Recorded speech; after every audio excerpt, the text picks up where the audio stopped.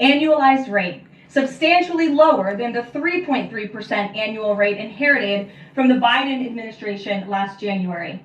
Importantly, as inflation cools, Americans' wages are rising, giving the American people more purchasing power.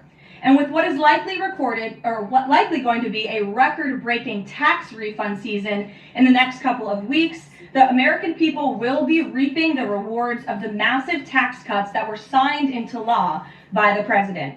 Thanks to President Trump's signing of no tax on tips, overtime, Social Security, boosting the child tax credit, and locking in the 2017 Trump tax cuts, independent estimates project the average American tax filer could expect up to an extra $1,000 bump to their tax refund next year.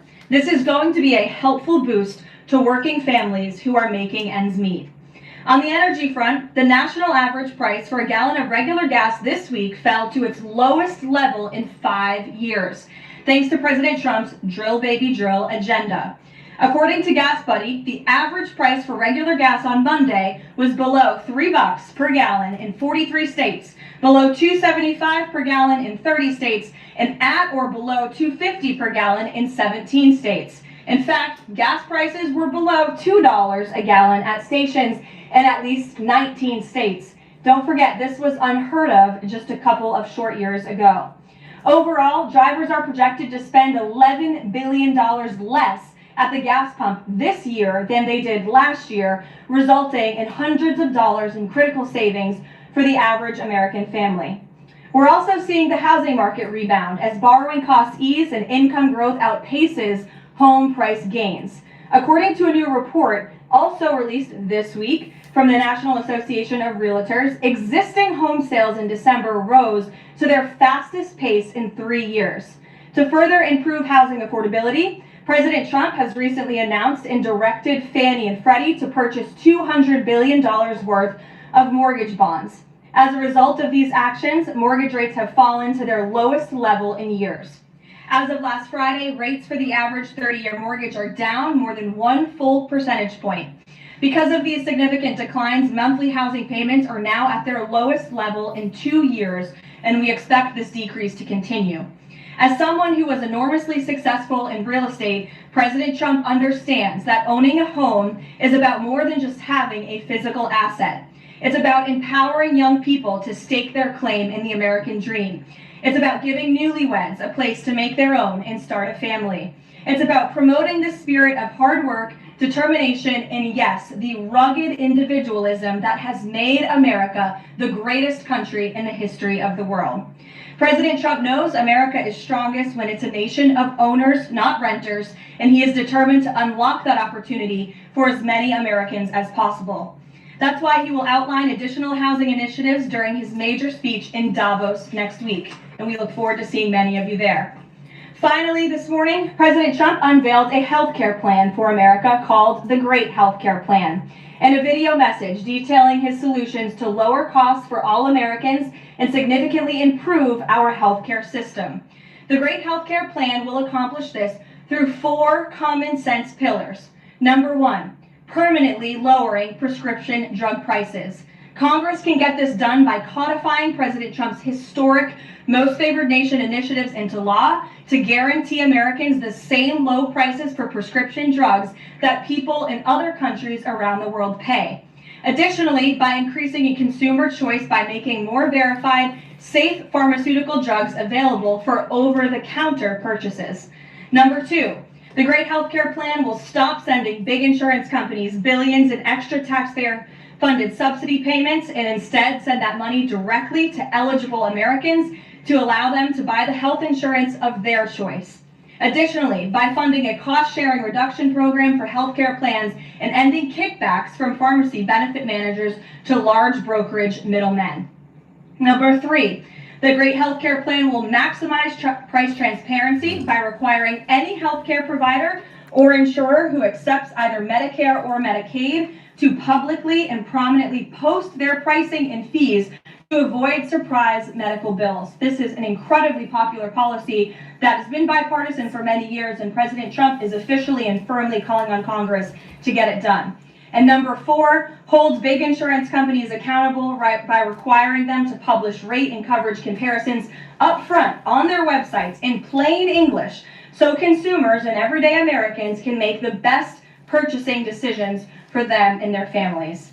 These are common sense actions that make up President Trump's great healthcare plan, and they represent the most comprehensive and bold agenda to lower healthcare costs to have ever been considered by the federal government. Congress should immediately take up President Trump's plan and pass it into law.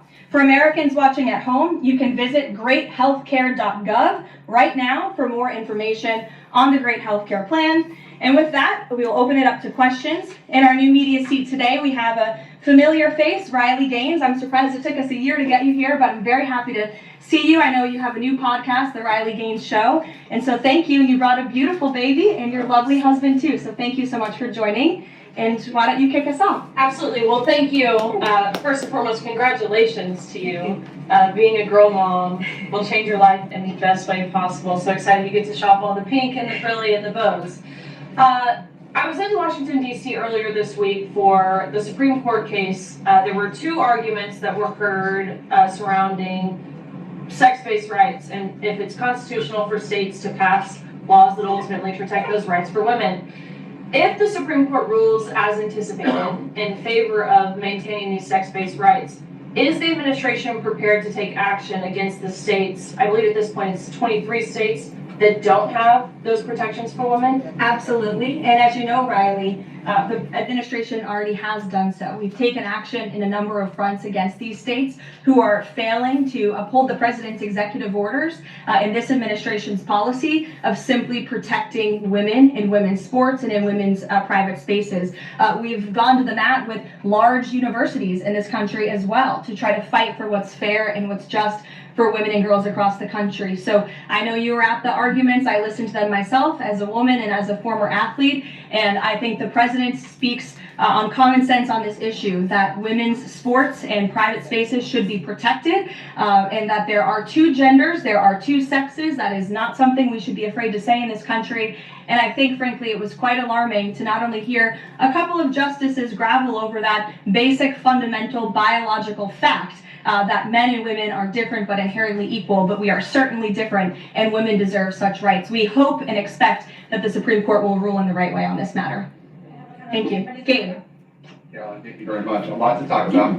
Sure. Isn't there always a lot to talk about? What can you share about the president's meeting with Maria Corina Machado? Is it underway? What can you share about that? And then also, the president said yesterday that Delcy Rodriguez was, quote, a terrific person. Does the president trust the remaining members of the Maduro regime? I will say, to your first question, the meeting was about to begin as I was stepping out of the Oval Office moments ago, so my understanding is that it's underway right now. I know the president was looking forward to this meeting, and he's was expecting it to be a good and positive discussion with Ms. Machado, who is really a remarkable and brave voice for many of the people of Venezuela. So the president looks forward to obviously talking to her about the realities on the ground in the country and what is taking place. As for Ms. Rodriguez, the president did speak with her directly this week. As you know, he revealed that to all of you yesterday. And Secretary Rubio and the administration have been in constant communication with Ms. Rodriguez and other members of the interim government in Venezuela.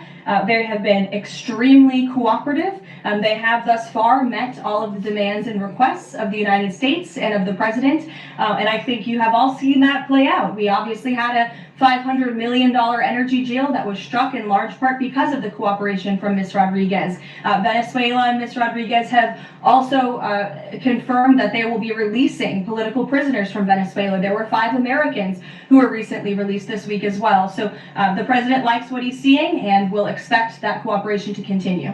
Regarding the investigation into the leak that the president referenced yesterday, what is the administration's position on the Washington Post reporter?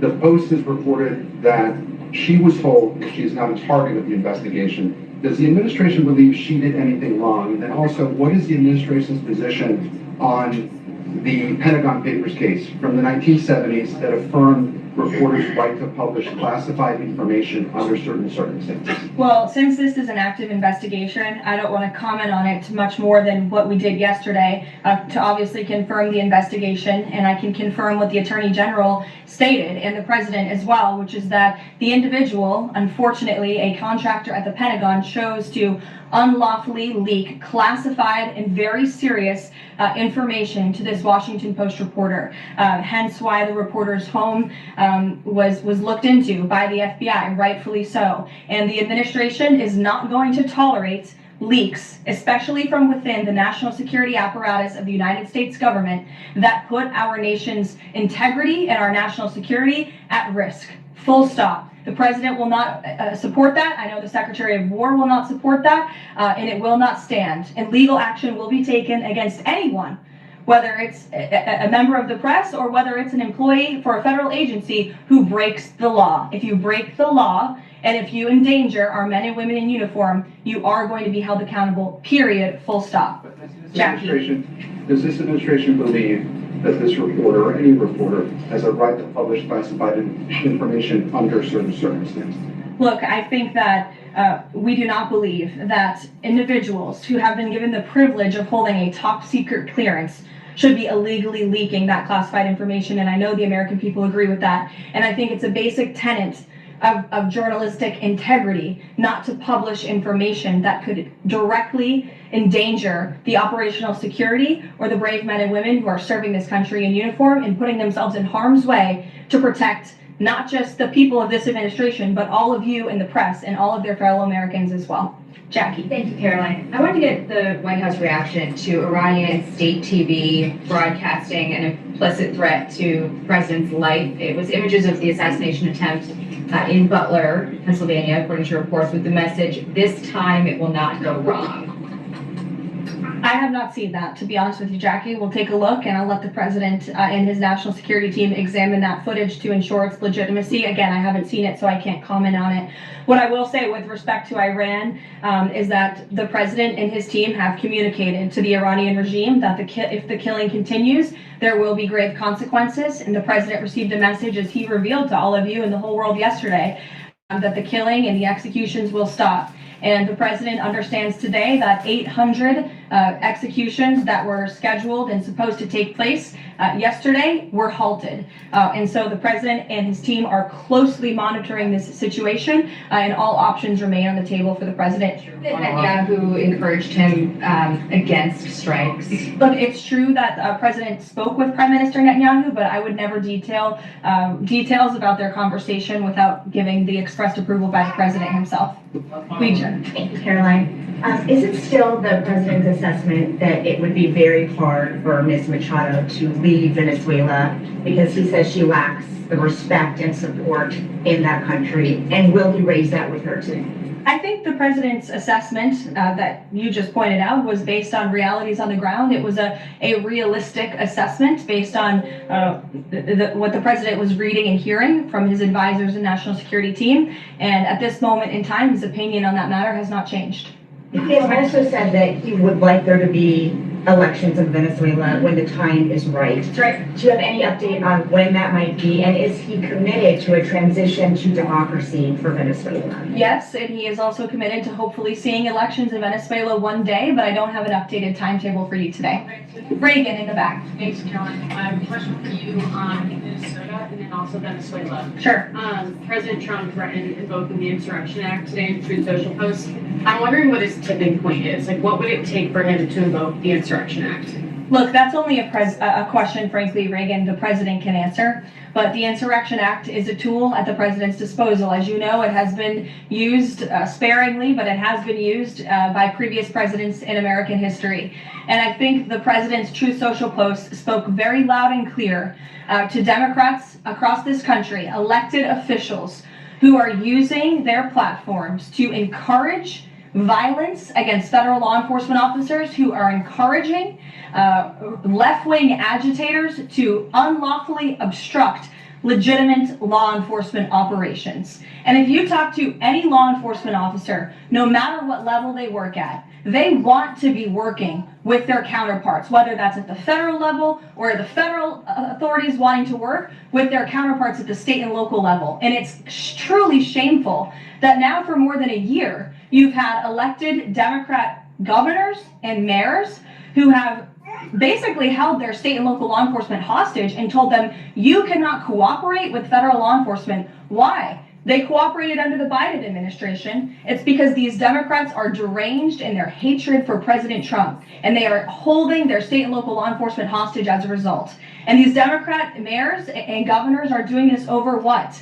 Over the lawful and legitimate law enforcement operations to remove violent criminals from the streets of Minnesota, from the streets of California, from the streets of New York, and from the streets of every state across this country. And you don't see these riots and this vandalism taking place in states like Florida. Why? Because you have a governor in that state who has empowered federal and local authorities to work together. And it's despicable what we're seeing from these Democrat politicians, especially in sanctuary states and cities across the country. Karoline? Go ahead, John. Oh, thank you so much. My question is, President Trump has talked twice in recent days, once at the Kennedy Center and then to Reuters again last night about canceling the election. Why is he talking about this? I believe you're referring to the president's interview at Reuters last night. I was in that interview. It was a closed-door interview. Obviously, there was not audio or video. The president was simply joking. He was saying, we're doing such a great job. We're doing everything the American people thought. Maybe we should just keep rolling. But he was speaking facetiously. And one more. Sure. On the labor secretary, she's under investigation. Has he spoken to her about this?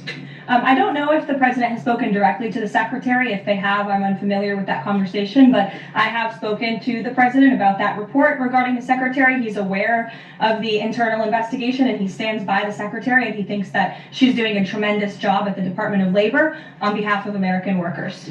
PBS, go ahead. You were mentioning a minute ago about working federal, state, local officials in Minneapolis. Governor Walz's office is saying today that he's trying to get a hold directly with the president. Have they spoken? And if they haven't, why haven't they spoken? If there's a desire from Walz that they're saying could de-escalate what's happening there. I'm not sure if that's a genuine offer to speak with the president. I was with the president about 30 minutes ago and they hadn't spoken at that point. Look, the president is always willing to answer the phone when people pick up and call. When there was another tragic shooting many months ago in Governor Walz's state, he spoke directly with the governor. But I would ask that the governor stops inciting the harassment and illegal obstruction of law enforcement in his state. All ICE and federal law enforcement are trying to do are remove people like this off of the streets of Governor Walz's city in Minneapolis and of his state in Minnesota. If you look at some of the individuals in this photo, these are all illegal alien criminals who came into our country under the previous administration. This is some of the most disturbing crimes you will ever read about. And there's only a few reporters in this room who will actually talk about these individuals. This is all ICE is trying to do. They are trying to remove people like this from Governor Walz's state. And so yes, he should pick up the phone and he should say that he will cooperate with this president and with the federal government in making Minnesota safer, because that's all President Trump and his administration want to do. Mary. Thanks, Caroline. The president says he wants money to go directly to Americans so they can buy their own insurance.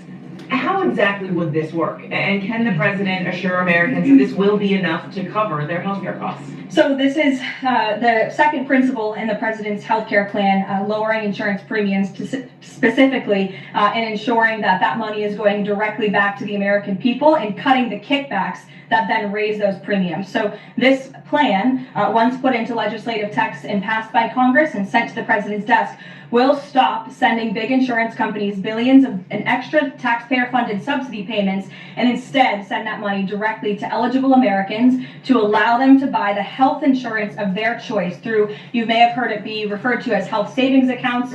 Whether that ends up being the actual name of such accounts, we'll have to see. Again, Congress and the White House are going to work together to put this plan into action. And then secondly, the Great Healthcare Plan will fund a cost-sharing reduction program for healthcare plans, which will save taxpayers at least $36 billion and reduce the most common Obamacare plan premiums by over 10%, and that's according to the Congressional Budget Office. But 20 million Americans in recent weeks have seen their healthcare costs soar. Can he assure them that if this plan is put in place, that they will be able to cover those costs? If this plan is put in place, Every single American who has health care in the United States will see lower costs as a result. They will see more transparency. All of these proposals that are within the Great Healthcare Plan are incredibly popular with the American people, and they will impact everyone, not just a small fraction of those who are within the healthcare marketplace, but every single American will continue to see their costs go down. And I will note that they already are, and with respect to prescription drug prices. When you look at what the president has done with most favored nations, you've seen these big pharmaceutical companies in the Oval Office saying that this president and his team were nonstop, around the clock, pressuring us and negotiating with us to lower the cost of prescription drugs for Americans. And we are already seeing that to the tune, in some cases, of more than 500%. And that Trump RX website is something that the administration will be formally not launching very soon, so Americans will have access to those lower costs of drugs. Josh. Thank you. The president has called on credit card companies to lower the cap rate to 10% effective 20th next week. If they don't do that, what's his? What will they do? What's the threat? Well, tariffs? No, I'm just kidding. The president certainly has an expectation, Josh, that the credit card companies will do this, just as he did with the pharmaceutical companies, that they will lower costs for American consumers. I don't have a specific consequence to outline for you, but certainly this is an expectation and, frankly, a demand that the president has made. Can you give us an update on the Fed? Sorry. There was some reporting from, I think, Fox Business that Rick Reeder had an interview this week scheduled. The president's indicated he's already made a selection, or at least he's settling on someone. Where is he in that process, and when do you expect an announcement? Is he still doing interviews? Look, the president is in the same place as you all have been asking about this for many, many weeks.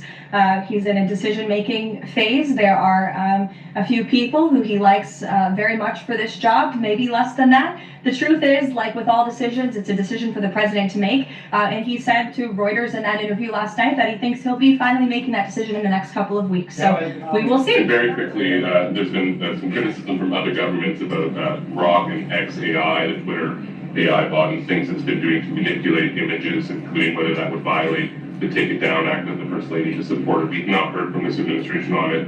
Elon Musk says that they've disabled that, but I wanted to ask you whether the administration has a position and whether that's something that you will be pursuing, or whether the president's talked to Mr. Musk about that. Yes, I will talk to the Office of Science and Technology, and we will get you a firm statement and answer on exactly where the administration stands. I don't want to speak on that without speaking with the experts on it. Yes. Just to follow up on the health care plan, one of the things in the Affordable Care Act was coverage of pre-existing conditions. Is there any discussion or inclusion on that issue in the president's plan? The president's plan that he outlined today will have no impact on individuals in this country with pre-existing conditions. Obviously, that's a continued conversation that the White House will have with Congress, but that's not the president's intention with the Great Healthcare Plan. Go ahead. Thanks, Caroline. Two questions on Minneapolis. And then you, go ahead. Two questions on Minneapolis, one on the ICE agent, the other on the rioting. I believe last night there were protesters or rioters that rifled through an FBI car, took weapons. We had a reporter embedded with ICE who said that she saw constant harassment all evening. Can you speak to the rhetoric we're hearing from Democrat politicians, whether they're causing violence against ICE, as well as some of the headlines we've seen, not including the full story? Yeah, I mean, to your first point, I think I've addressed that these Democrat governors and mayors in not just Minnesota, but in states across the country are essentially, they've referred to ICE agents who, again, are brave men and women. And I would encourage everyone in this room, and I would encourage Governor Walz and other Democrats who are demeaning law enforcement to sit down and have a cup of coffee with an ICE agent or a Border Patrol agent. These are great, patriotic men and women who have families, who put on the uniform every day and are following our nation's immigration laws at the direction of their bosses and again, at the direction of the law. They are simply trying to enforce the law. And the Democrat Party has demeaned these individuals. They've even referred to them as Nazis and as the Gestapo. And that is absolutely leading to the violence we're seeing in the streets. If you look at some of the images out of Minneapolis last night, look at this vehicle. Look at what it says. It says F ICE. You have these individuals who are putting their middle finger, proudly so, at the camera. Another ICE individual, a vehicle that was vandalized last night by these left-wing agitators.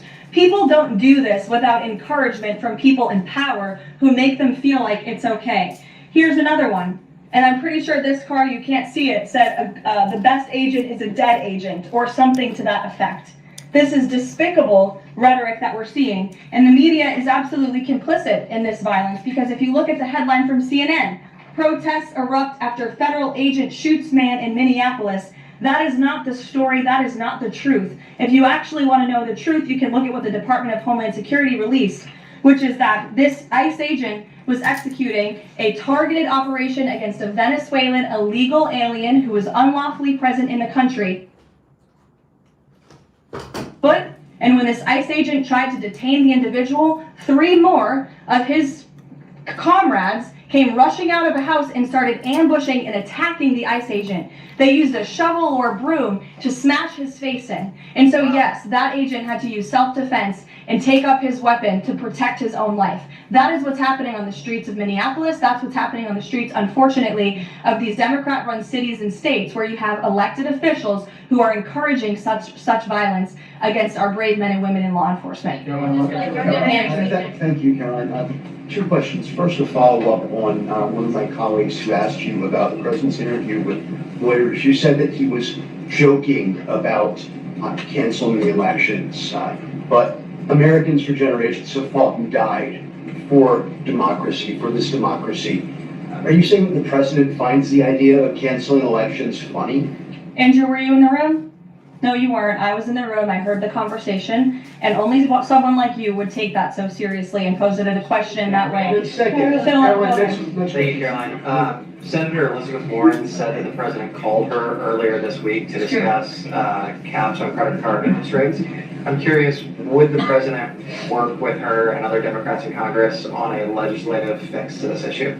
I think the president would work in good faith with anyone in Congress for a good legislative fix that would benefit the American people. And that's precisely why he called Senator Warren earlier this week on that matter.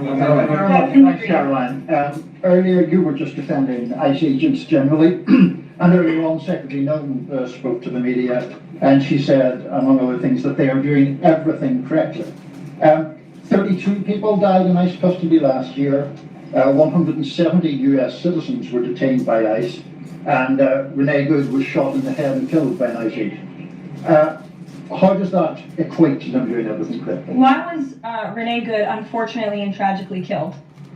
Are you asking me my opinion? Because an ICE agent acted recklessly and killed it unjustifiably. Oh, okay. So you're a biased reporter with a left-wing opinion. What do you want me to do? Yeah, because you're a left-wing hack. You're not a reporter. You're posing in this room as a journalist. And it's so clear by the premise of your question. And you and the people in the media who have such biases but fake like you're a journalist, you shouldn't even be sitting in that seat.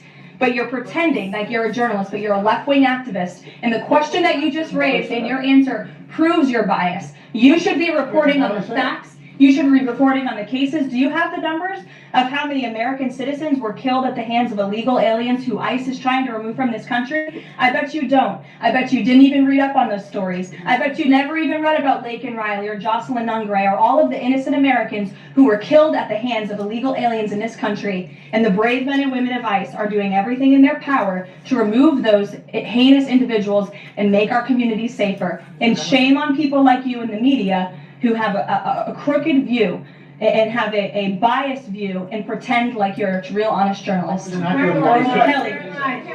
2 quick questions on Iran. I wanted to ask first, just if you can say, how close was the president to potentially launching strikes last night, and was it the Gulf states that convinced him not to do that, as some of the region there have said? Well, look, Kelly, I know there's been a lot of speculation in the media about what the president is going to do at any given moment or any given night. And I would say a lot of these stories, to be honest with you, I've been reading them, and they've been based on anonymous sources who are pretending or guessing to know the president's thinking. The truth is, only President Trump knows what he's going to do, and a very, very small team of advisors are read into his thinking on that. And as I just told you, he continues to closely monitor the situation on the ground in Iran. And as we saw yesterday, he had heard that the killings and executions would stop. And we have seen 800 people, their lives have been spared as a result of that. The president continues to closely monitor, but also keep all of his options on the table.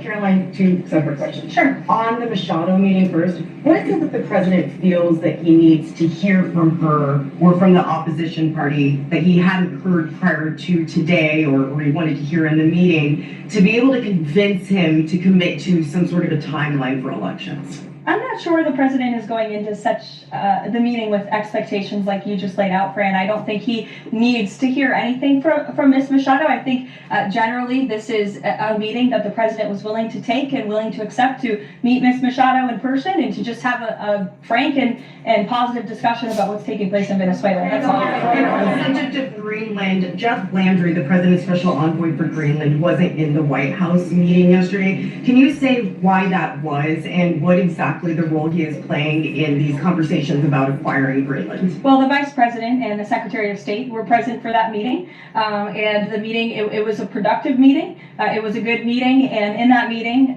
the two sides agreed to really establish a working group of individuals who will continue to have technical talks on the acquisition of Greenland.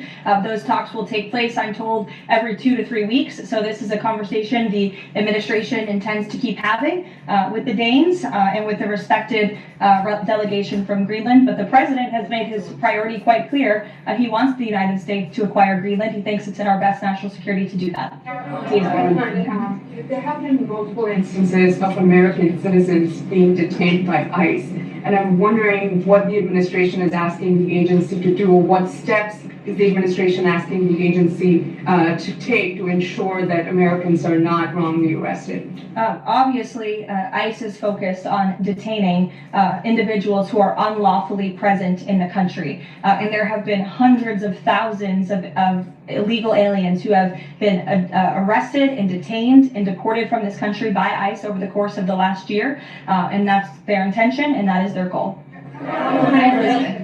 Thank you, Caroline. What about when Greenland reportedly sent troops over there? Does that change at all what the president is doing on this? And then second question, yesterday in a Senate held hearing, Senator Josh Hawley repeatedly asked a doctor if men can get pregnant, and she did not directly answer that. What are your thoughts on that? Well, to your first question on Greenland, I don't think troops in Europe impact the president's decision-making process, nor does it impact his goal of the acquisition of Greenland at all. To your second question, I mean, anyone in their right mind with common sense who's speaking honestly and candidly will say that men cannot get pregnant. And I think I can attest to that myself. So thank you all very much. That was really fiery.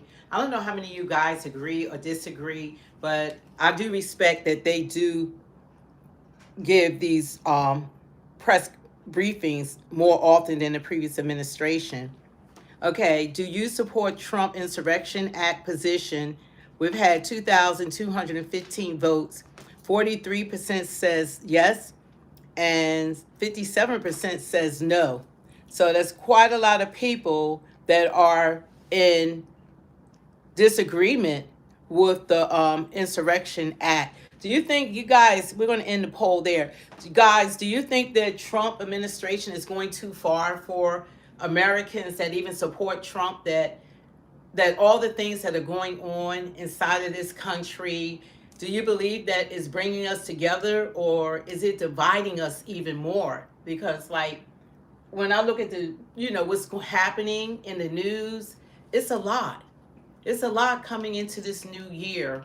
And it's unexpected, like what's going on in Minnesota right now, that's affecting the entire country because of the Somalians, with Nick Shirley going in there, doing his investigating reporting with the support of this administration, Elon Musk, Stephen Miller, and everyone, that has now affected like all daycares in Minnesota and going now across the country. It's like the acts of a few, because we know it's corruption in the government, regardless of who's in office. And now, like, because of that, now people are invading the daycares and breaking in and looking like they're a threat to the daycares that's trying to help children. It's just unfair to the people. This is supposed to be about America first. Like, if Americans are being caught up in the crossfire for the actions of others, that's not fair. This is all about one daycare, and they're saying they finding out all this information, and you got to look at their, like the former governor, the former vice president candidate, Tim Walz, he's under fire. He is so under fire. The man look like he's gonna have a nervous breakdown any minute now. I mean, it's so much going on, and I don't hear leaders like Cory Booker on the Democratic side. You know, Kamala Harris, that was her running partner. I don't hear them speaking out in defense of him. So it's like, are we attacking those, like, once we get into office, then we go after the people that ran against us? Like, what stir up all of this that's happening? We went into Venezuela. We arrested President Nicolas Maduro. He's here. Him and his wife, they're facing criminal charges here in the United States. We're saying we're running the country. We got Russia and China up at arms about it. It's like we're like coming into the new year, and then the shooting of an American citizen. And it's like, it's been a lot. She's a mother of 3 American children, but they don't shoot the illegal immigrants like that. A illegal immigrant, I saw on the news that he was literally ramming his car back and forth, up and down. I mean, he was driving crazily. All those officers were there. None of them tried to shoot him. Another one, they shot, like the one with the shovel that they was talking about. I didn't see all the footage, but somehow they were able to shoot him in the leg. So, but this lady was shot 3 times in the head. And that's why some people that have been traumatized, that are in law enforcement, they should have desk duty, and they need to have therapy before they are allowed to go back out on the street, or they shouldn't go back out on the street at all, especially him. He should never be allowed to go back out on the street because he didn't have a cool head. Actually, our pod, great jump. How about you watch the footage? Because if you watch the footage, the guy is chasing her with a gun, trying to take her life like he ultimately did. She was not trying to hit him with the car. Just watch the footage. Well, one thing about it, I love the time we're living in, because you don't have to go by what mainstream media says on the left or the right. It's up to us to find out the truth. Now we have social media. There's boots on the ground. There's people with cameras on their phones. That wasn't like this like 15 years ago. That there's real live footage now in real time that we have access to. So all the hiding and all the lying and all the manipulation that's done sometimes, well, not sometimes, it's done by the media and different administrations. Now as American citizens, that if you're seeking the truth, you can find out what's really going on. And I'm like this, I'm not supporting wrong. I'm not, regardless of party, whoever, right is right and wrong is wrong. I'm not going to go along to get along. I'm not just going to support things that are wrong. Yeah. And none of us should. None of you should support your party, but you need to be able to call your party out when you don't agree with every damn thing. It's like, people feel like it's a disloyalty if you don't agree with even things you know that's questionable, even things you know that it's wrong. Yeah, I'm not supporting a man with a loaded gun taking the life of an innocent woman with 3 children.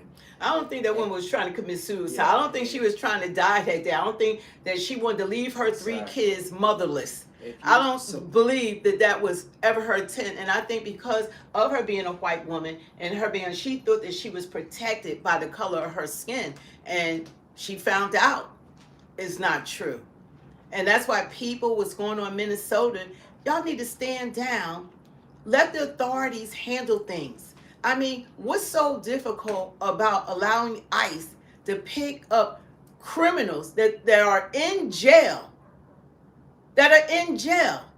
What is so difficult about allowing them to pick them up? This way, they're not in your neighborhoods. This way, they're not blending in people that have committed heinous crimes. They're not in the neighborhood. When they go in the neighborhood, then guess what? They're casualties. That's just making it difficult. If you know they're in prison, they've already been charged, and what these judges are doing, they know that these people have committed rape, murder, all sorts of crimes, and they are releasing them back out onto the streets, back into your neighborhoods, instead of letting ICE take them, deport them, send them back to their country of origin. I don't understand. Will someone please explain to me what's so hard about allowing ICE to pick them up for the prisons so that they're not going into your neighborhoods? Their argument nowadays is due process. They can serve due process first before you just let them get picked up by ICE. If they're in court, they're getting due process. They're picking them up from the freaking prisons. I mean, there has to be a compromise. And we don't compromise, all of this is going downhill. The United States is becoming unrecognizable. This is the stuff that I used to watch on TV for other third world countries. It's like when the other countries are now, they're looking at us and how we're conducting ourselves when we're supposed to have a democracy, we're supposed to be leaders, we're supposed to set the stage for the rest of the world. And look at us now. Look at us now. Look at what's happening to our citizens.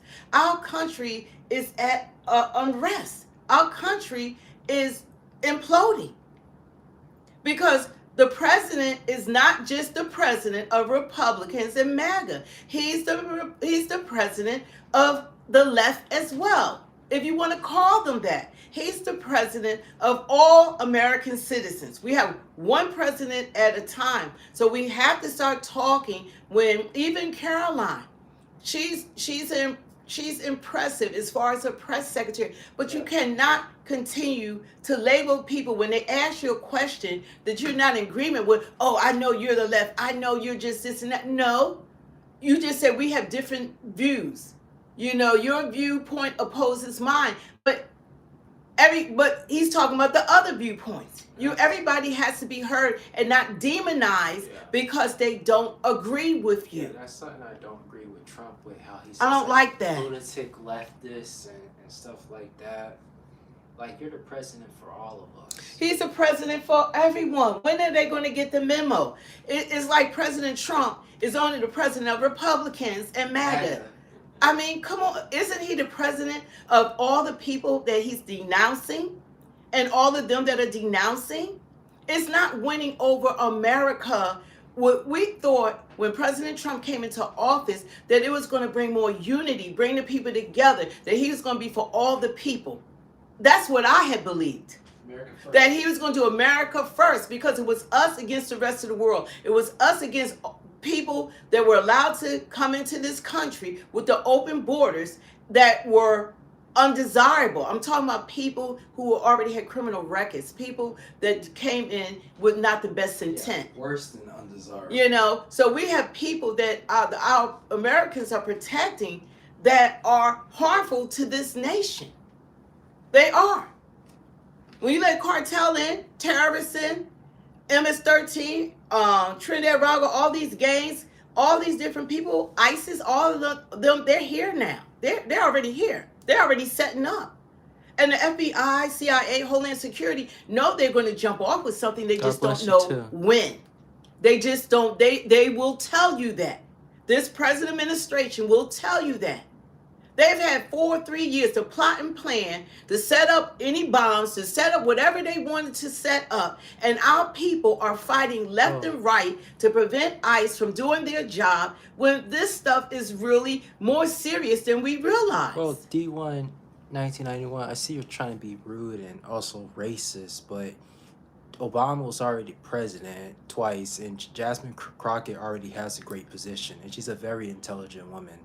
But I see you trying to... It doesn't, one person doesn't matter. They're on an island by themselves. And their opinion don't even validate their opinion. This is about us coming together as a nation. There's no way in this day and time that the information is not going to get out there. There's no way. See, back in the day, 15 years ago or 20 years ago, there was no YouTube, no Twitter that's now known as X. There was no TikTok. There wasn't all these social media platforms where people can find out information for themselves and get information. We relied on whatever mainstream media wanted us to believe. Those days are over with. So everyone is trying to influence us, try to lie to us, try to get us to believe what they're saying, you can do your own freaking research from your home. You can find out if you want the truth. You can find out the truth for yourselves. You don't have to listen to what people are saying, what they want you to believe. And then we're looking at things in real time because of the day and time we're living in. This is live. Okay. The stuff is happening live. That people are capturing stuff on their phone live time. And if you want an unbiased take on it, just go to AI, go to ChatGPT. We got to do better as a nation, because if this is the beginning of 2026, and we didn't even get into what's happening with the dollar being devalued. We're not even talking about they're looking for this everything to crash and burn this year. We're not even talking about those things. If we don't come together and support one another, we're going to have more problems in this country. And President Trump cannot ignore half the population in this country. You have to hear them. You have to listen to them. You have to compromise because you're the head. You got to stop listening to Elon Musk. Nobody elected Elon Musk in the office. We saw how prominent he was as soon as Trump got elected. Trump couldn't even breathe without him shadowing him until he got mad. Then have a National Guard go against American citizens. Yeah, then unleash National Guards onto American citizens in American cities. And now Minnesota, like they're gonna put that on a complete lockdown. This is the United States of America. And if we don't get a hold of all of this, it's going to revert it's going to go on, it's going to travel throughout the country. They're already trying to do the daycares throughout the country. So what, women can't work, poor people can't work? Then you say get a job, but if you don't supply some of these subsidies for the daycares, because they're $1,000 a week, like how are you going to go to work and you don't have help with just a daycare? So when they're cutting funding like this, it affects all, regardless of party, it affects all of us. Y'all need to get the memo. It affects everyone. When they cut health care and they cut people off of health care and they don't have Affordable Care Act or Obamacare, something, you have to have something to replace it with, or Americans are going to suffer. My goal, I don't want Americans to suffer. I think that we've been through enough. But now this fighting, how is that helping Americans? I'm talking about Americans. We fight harder for other countries and non-citizens than we do for Americans. And Americans spend their time talking about you left, you right, I'm red, I'm blue. That's we spend our times while they're living in their mansions, flying on their private jets, and eating the foods, exquisite foods that you would never have the privilege of even trying in your life. We have to do better. And if we don't do something now, this is just 15 days into the new year, and I don't recognize the United States of America. Man, you must be in love with Elon, because we aren't even talking about Elon right now. We can support Trump. We can support the administration. We can support some of the Democratic leadership. Everybody's not bad. I like, even like when I was campaigning for Biden, I love like Brian Fitzpatrick and different people. It's different good people. I like Josh Shapiro.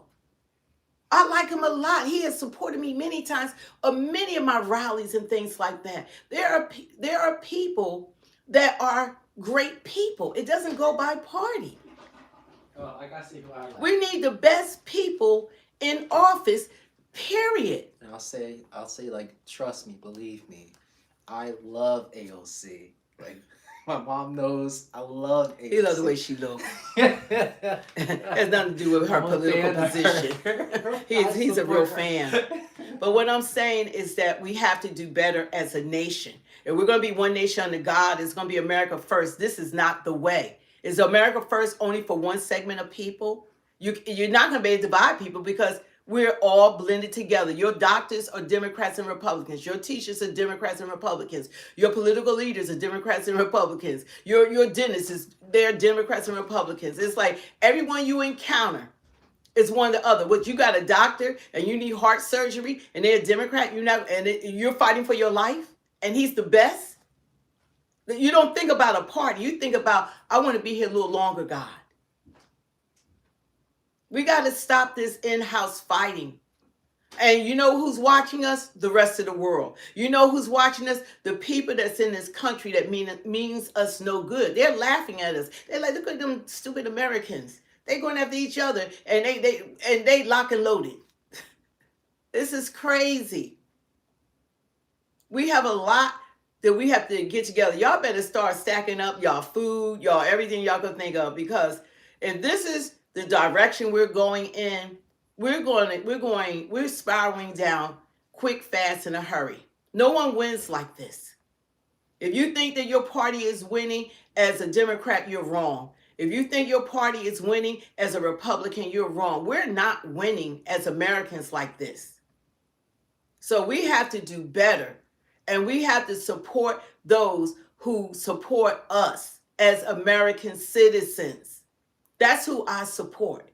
It's not just about party, it's about people. I want to be able to go to a daycare, or my daughter to take, like once she have kids, to be able to take her kids to the daycare. And she has multiple degrees. My kids have multiple degrees and things like that. And it's still hard. And it shouldn't be like that. You have to have two people working in a household. All that trying to have women stay home, women can't afford to stay home. If you want any type of lifestyle, a car note costs a mortgage now. Are y'all aware of that? Food, feeding a family of 2, let alone 4, it costs a house mortgage now. So you need 2 incomes just for basic needs like shelter, transportation, and food. You can't have one person at home unless you want to live below the poverty line, because it's expensive. You go to the store and try to spend $100 and see how much food is actually going to be in that cart. It's like nothing's there, especially if you buy meat. You buy meat, it's like damn near empty. So we have to be more mindful, and we have to call our senators, call our congressmen and women, and tell them what you expect of them and what you want. We want them to work this bull crap out. That's why they are elected.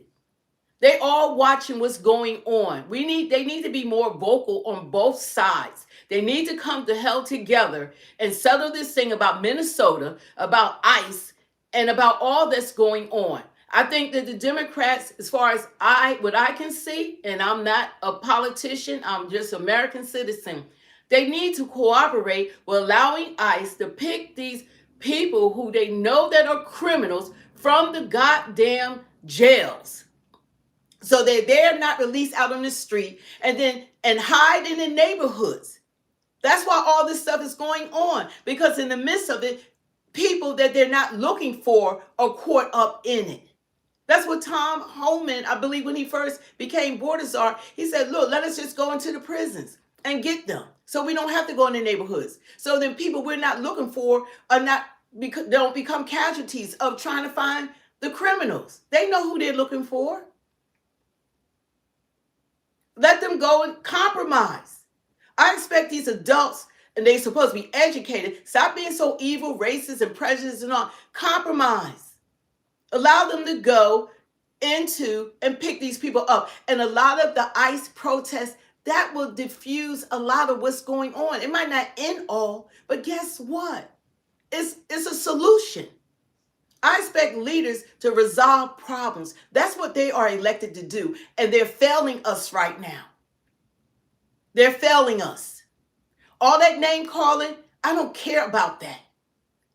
That's not helping us. Labeling Democrats as lunatics and labeling Republicans and labeling everyone, that's not doing a damn thing for American citizens. But we need to have a compromise. We need to be able to come up with a solution, or this will continue. And guess what? It's growing worse by the day. By the day. What's going to happen? We're going to start shooting all American citizens? That's where we're headed towards. It's not the illegal immigrants that are getting shot. It's Americans. The very people that they're supposed to be protecting. So we don't need this to continue to escalate. We need the government to calm it down now. 15 days in, and this is what we're doing. We're not electing people for this nonsense.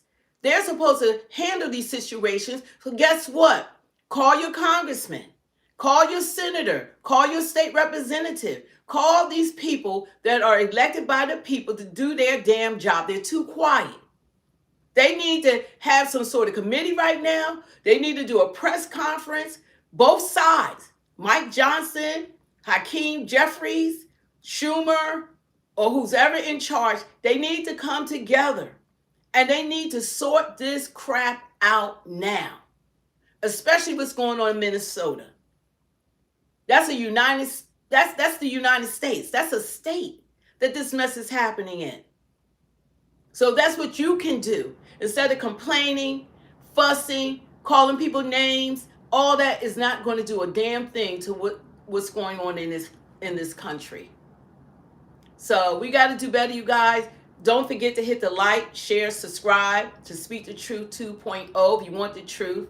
We look at both sides. We are more independent at this point. Because you got to look at both sides because we need problems resolved. If you're so biased and one-sided, everything's going downhill and it affects all of us. Trump can't just take care of one half of America and the other half he's not the president of. It doesn't work like that. We're all affected by their actions. All of us. Minnesota, they might have a Democrat governor and a Democrat mayor, but there are Republicans that live there that they still supposed to represent. Like I said, we're all blended together. We're one nation under God. And we need to act that way. This is supposed to be a Christian nation. Then don't just say it by words. Act like it. Act like it. Demonstrate the love of God. Act like it. Because I don't serve man. I serve only God. I'm not beholden to man. I'm beholden to God. Jesus Christ is my Lord and Savior. And I stand on the word of God. That's who I am. And that's why, like, when you're in Christ, you want the truth. You want what's right. You want what's righteous. That's when people say they're Christians, especially the Republican Party. They say they're Christians. They don't believe in same-sex marriages. They don't believe in abortion. They don't believe in transgender, all that stuff that's going on. And abortion. Then where's the Christ in you? You got to stand on the word of God. Don't put party and people and man over Jesus. Let your light shine before men that they may see your good works and glorify your Father in heaven. That's our job as Christians. He said, spread the word to we as disciples, we're supposed to spread the word to all have heard. You know, you got to spread the word. That's our commission. So anyway, you guys, I love you. God bless you. God bless America. God bless this nation. God bless your families. God bless Trump. You got to pray for him. You got to pray for those in authority over us. There's people in office that I don't like at all. At all. But you still got it. That's not going to change a damn thing because I don't like you. You got to pray for people. And the stuff that's going on, we haven't seen nothing yet. If we don't grab a hold of this and these elected officials don't do their jobs, this is going to continue to spiral out of control. And that's a fact. I'm telling you that January the 15th, 2026, we got to do better as a nation while we support our candidates and who we support. You got to. You had to pray for Biden. All that stuff that was going on, he was being used. You got to pray for these people because we have no choice. They're in office. What can we do now? Nothing except for prayer, which works. So it is what it is, but we got to do better. And it starts with you, one person at a time. So anyway, you guys, don't forget to hit that like, share, subscribe to this channel, Speak the Truth 2.0. If you want the truth, you know, we love you. And we just want what's best for this nation, for all of us. And I don't feel like we're going in the right direction at this point. 15 days in, it's been a lot that has happened. So call your congressmen and women. I have another channel called Speak the Sports. I love football, NFL football, college basketball, college football, and NBA basketball. So that's my other channel. Please check it out. Go and subscribe to that channel because I want to go live on that channel. And I have another channel called Pray Till All Here. God, please forgive me. I have not spent enough time working on that channel, but I'm new to all of this. And there's so much that's going on. It's hard to keep up with everything. But, give me some grace. I got a lot of equipment. I don't know how to use it yet. So I have to learn all this stuff, on a dime. But thank you for spending your time because you could be anywhere. So I do appreciate you guys and support us by hitting a like, share, subscribe, tell people about the channel, and help us grow. There's a lot I need to learn. If could suggest some things that'll help me, move along, I appreciate it. I'm regular American citizen. So I love you. God bless you. Look for, I'm gonna post something else up. And I'm going to start breaking it up because what people don't understand behind these videos, there are these reactions. All my videos have reactions, but people don't see them. So I'm going to start cutting some of this out so people can be blessed because I'm blessed to be a blessing.